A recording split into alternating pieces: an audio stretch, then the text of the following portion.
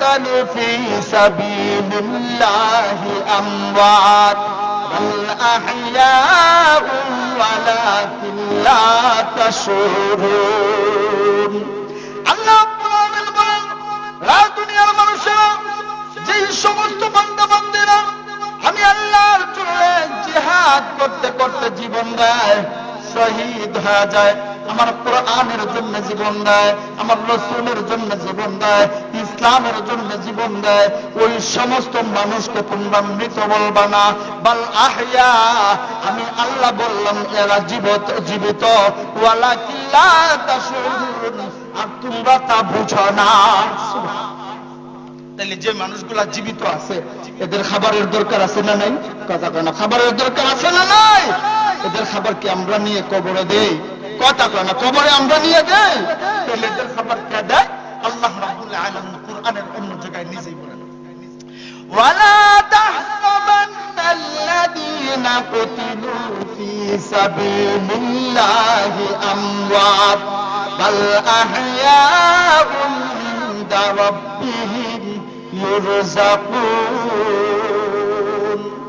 আল্লাহ বলেন দুনিয়ার মানুষেরা, যেই মানুষেরা আমি আল্লাহর জন্য জীবন দেয়, আমার রাসূলের জন্য জীবন দেয়, আমি আল্লাহর কোরআনের জন্য জীবন দেয়, আমার ইসলামের জন্য জীবন দেয়, আমি আল্লাহর হুকুমকে প্রতিষ্ঠিত করার জন্য জীবন দেয়, আমি আল্লাহ বললাম বাল আহইয়া, এরা জীবিত।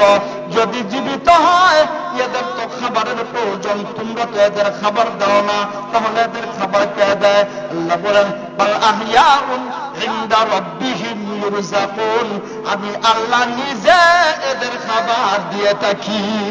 সুবহানাল্লাহ, আল্লাহ খাবার দেয়। কত সুন্দর, কত বড় কপালে, কত বড় কপালে যারা ইসলামের জন্য ভাই জীবন দিয়ে চলে গেছে, এদের কত সৌভাগ্য। সাইয়্যিদুনার এক নম্বর ব্যাখ্যা হলো আল মুজাহিদুনা, যারা জিহাদ করে, যারা ইসলামের জন্য জীবন দেয়, আল্লাহর জন্য জীবন দেয়, রাসূলের জন্য জীবন দেয়।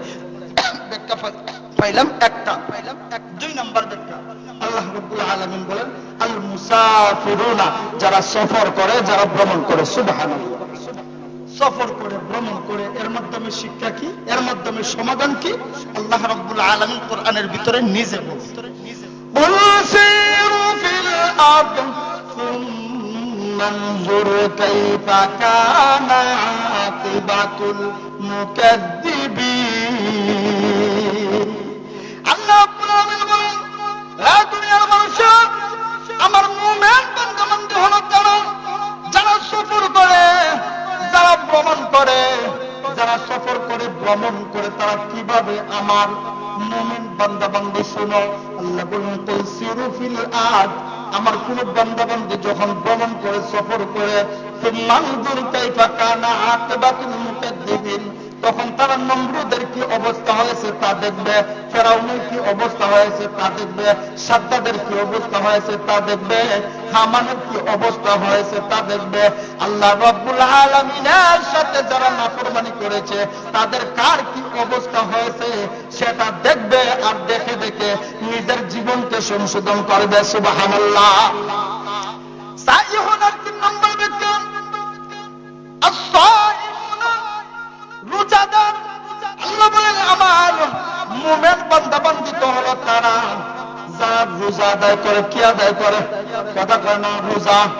আল্লাহ নবী রাহমাতুল্লিল আলামিন বলেন ইন্নাল জান্নাতা সামানিয়াতা আবওয়াব, লা দুনিয়ার মানুষেরা, লা আমার উম্মতেরা, আল্লাহ রাব্বুল আলামিনের 8টি জান্নাত আছে। আল বাবু, বাবুল সাবমার রায়্যান, একটা দরজার নাম হলো আর রায়্যান। কি কথা কয় না, আর রায়্যান। এই দরজাটার বিশেষ একটা গুণ আছে। আল্লাহ নবী রাহমাতুল্লিল আলামিন বলেন আর রায়্যান দরজার বিশেষ গুণ তোমরা কি তা জানো?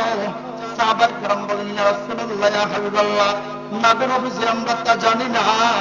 আল্লাহ নবী রাহমাতুল্লিল আলামিন বলেন লা ইয়াদখুলুহু ইল্লা সাইমুন, যেই সমস্ত বান্দা-বান্দীরা পৃথিবীতে রোজা রাখে না এদেরকে আল্লাহ দরজা দিয়ে প্রবেশ করাইবে না।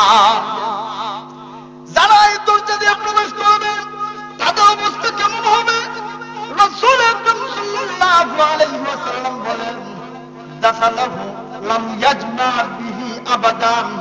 এই দরজার প্রবেশকারী যারা হবে, জান্নাতে প্রবেশ করার আগ পর্যন্ত একটা মুহূর্তের জন্য তাদের পানির পিপাসা লাগবে না। তাহলে সাইহুনা কয়টা ব্যাখ্যা পাইলাম? তিনটা ব্যাখ্যা। একটা হইল আল মুজাহিদুনা, যারা জিহাদ করে। 2 নম্বর আল মুসাফিরুনা, যারা সফর করে। 3 নম্বর as-সাইমুনা, যারা রোজা আদায় করে। এই তিনটা গুণ যাদের ভিতরে থাকে, আল্লাহ রাব্বুল আলামিন বলেন স্লোগান দেওয়া লাগবে না, আমি আল্লাহ বললাম এরা মুমিন। সুবহানাল্লাহ।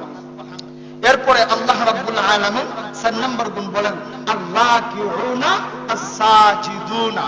এখানে 2টা গুণ বলছেন যে আমার মুমিন বান্দা বান্দীদেরকে চিনতে চাও, আল্লাকিউনা যারা রুকু করে, as-সাজিদুনা যারা সিজদা করে, অর্থাৎ যারা নামাজ আদায় করে, এরাই আমার মুমিন বান্দা বান্দী। সুবহানাল্লাহ।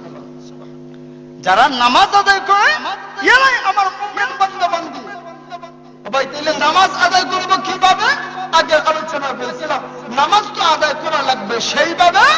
রাসূল বলেন সল্লু, নামাজ আদায় করো কামা রাআইতুমুনি উসাল্লি। আমি রাসূল যেভাবে নামাজ আদায় করছি তুমি সেইভাবে নামাজ আদায় করো। রাসূল আকরাম সাল্লাল্লাহু আলাইহি ওয়াসাল্লামের সাহাবায়ে কেরাম যেভাবে নামাজ আদায় করছেন সেইভাবে নামাজ আদায় করো। রাসূলের সাহাবীরা তো নামাজে দাঁড়াইছে, রাসূল তো নামাজে দাঁড়াইছে, দুনিয়াতে কি হইছে না হইছে কোনো কিছু খবর নাই। আর আপনি আমি তো নামাজে দাঁড়াইলে পরে একটা মশা যদি আপনাকে আমাকে কামড় দেয় তাহলে 3 বার তাপ্পর দেয়। এটাই